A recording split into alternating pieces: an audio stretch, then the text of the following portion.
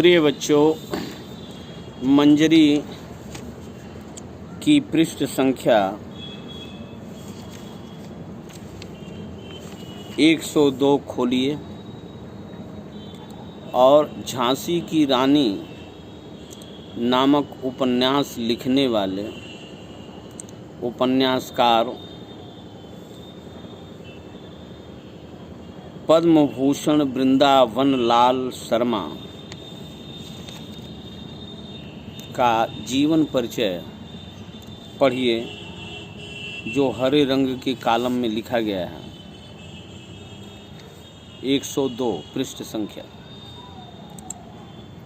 पद्म भूषण वृंदावन लाल वर्मा का जन्म 9 जनवरी सन 1889 ईस्वी को मऊ रानीपुर झांसी में हुआ था। शिक्षा प्राप्त करने के बाद इन्होंने झांसी में ही रहकर वकालत आरंभ की। छात्र जीवन से ही उन्होंने लिखना आरंभ किया और जीवन पर्यंत लिखते रहे। उनकी प्रसिद्ध रचनाएं गढ़कुंडार, लगन, संगम, विराटा की पद्मिनी, मुसाहिबजू, झांसी की रानी, मृगनयनी उपन्यास, धीरे धीरे, राखी की लाज, जहांदार शाह, मंगलसूत्र नाटक, शरणागत, कलाकार का दंड कहानी संग्रह हैं। वृंदावन लाल वर्मा को उनकी साहित्यिक सेवाओं के लिए भारत सरकार, उत्तर प्रदेश, मध्य प्रदेश राज्यों के साहित्य पुरस्कार, डालमिया साहित्य संसद, हिंदुस्तानी अकादमी प्रयाग आदि के सर्वोत्तम पुरस्कारों से सम्मानित किया गया। इनकी मृत्यु 23 फरवरी सन 1969 को हुई। अब पृष्ठ संख्या 98, पृष्ठ संख्या 98 खोल लीजिए। पाठ 20, झांसी की रानी। प्रस्तुत पाठ वृंदावन लाल वर्मा के प्रसिद्ध उपन्यास झांसी की रानी से लिया गया है। इसमें अंग्रेजों के साथ झांसी की रानी लक्ष्मीबाई के अंतिम युद्ध का वर्णन है। अब कहानी पढ़ रहा हूँ, तुम भी मेरे साथ ध्यान से शब्दों और वाक्यों को देखो और मेरे साथ ही साथ शुद्ध उच्चारण करते हुए कहानी को पढ़ो। मुंदरबाई रघुनाथ सिंह ने कहा, रानी साहब का साथ एक क्षण के लिए भी छूटने न पावे। आज अंतिम युद्ध लड़ने जा रही हैं। मुंदर, आप कहाँ रहेंगे? रघुनाथ सिंह, जहाँ उनकी आज्ञा होगी वैसे आप लोगों के समीप ही रहने का प्रयत्न करूँगा। मुंदर, मैं चाहती हूँ आप बिल्कुल निकट ही रहें। मुझे लगता है मैं आज मारी जाऊँगी। आपके निकट होने से शांति मिलेगी। रघुनाथ सिंह, मैं भी नहीं बचूँगा। रानी साहब को किसी प्रकार सुरक्षित रखना है। मैं तुम्हें तुरंत ही स्वर्ग में मिलूँगा। केवल आगे पीछे की बात है। वह सूखी हंसी हंसा। मुंदर ने रघुनाथ सिंह की ओर आंसू भरी आंखों से देखा। कुछ कहने के लिए होठ हिले। रघुनाथ सिंह की आंखें भी धुंधली हुई। दूर से दुश्मन के बिगुल के शब्द की झाई कान में पड़ी। मुंदर ने रघुनाथ सिंह को मस्तक नवाकर प्रणाम किया और उसके ओठ में जल्दी जल्दी आंसू पोंछ डाले। रघुनाथ सिंह ने मुंदर को नमस्कार किया और दोनों शरबत लिए हुए रानी के पास पहुँचे। मुंदर ने जूही को पिलाया। रघुनाथ सिंह ने रानी को अंग्रेज़ों के बिगुल का साफ शब्द सुनाई दिया। तोप का धड़ाका हुआ। गोला सन्ना कर ऊपर से निकल गया। रानी दूसरा कटोरा नहीं पी सकी। रानी ने रामचंद्र देशमुख को आदेश दिया, दामोदर को आज तुम पीठ पर बांधो। यदि मैं मारी जाऊं तो इसको किसी तरह दक्षिण सुरक्षित पहुंचा देना। तुमको आज मेरे प्राणों से बढ़कर अपनी रक्षा की चिंता करनी होगी। दूसरी बात यह है कि मारी जाने पर ये विधर्मी मेरी देह को छू न पाए। बस घोड़ा लाओ। मुंदर घोड़े ले आई। उसकी आंखें छलछला रही थीं। पूर्व दिशा में अरुणिमा यानी प्रातःकाल का समय, सूर्य की पीली पीली किरणें अरुणिमा कहलाती फैल गई। अब की बार कई तोपों का धड़ाका हुआ। रानी मुस्कराई, बोली, यह तात्या की तोपों का जवाब है। मुंदर की छलछलाती हुई आंखों को देखकर कहा, यह समय आंसुओं का नहीं है मुंदर। जा तुरंत अपने घोड़े पर सवार हो। अपने लिए आए हुए घोड़े को देखकर बोली, यह अस्तबल को प्यार करने वाला जानवर है, परंतु अब दूसरे को चुनने का समय ही नहीं है। इसी से काम निकालूंगी। जूही के सिर पर हाथ फेर कर कहीं, जा जूही अपने तोपखाने पर छका तो दे इन बैरियों को आज। बैरियों माने दुश्मनों को। जूही ने प्रणाम किया। जाते हुए कह गई, इस जीवन का यथोचित अभिनय आपको न दिखला पाई। खैर। इतने में सूर्य का उदय हुआ। सूर्य की किरणों ने रानी के सुंदर मुख को प्रदीप्त किया, चमका दिया। उनके नेत्रों की ज्योति दोहरे चमत्कार से भासमान हुई। लाल वर्दी के ऊपर मोती हीरों का कंठा दमक रहा था। दमक उठा और चमक पड़ी म्यान से निकली हुई तलवार। रानी ने घोड़े को एड़ लगाई। पहले जरा हिचका, फिर तेज हो गया। उत्तर और पश्चिम की दिशाओं में तात्या और राव साहब के मोर्चे थे। दक्षिण में बांदा के नवाब का। रानी ने पूर्व की ओर झपट लगाई।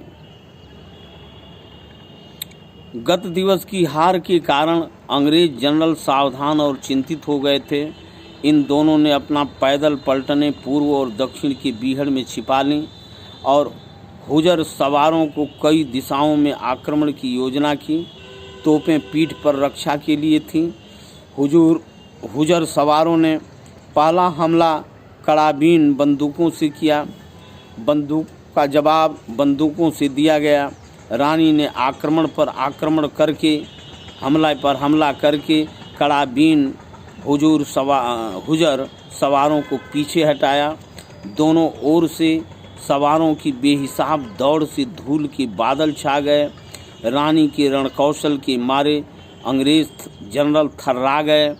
काफ़ी समय हो गया, परंतु अंग्रेज़ों को पेशवाई मोर्चा से निकल जाने की गुंजाइश न मिली।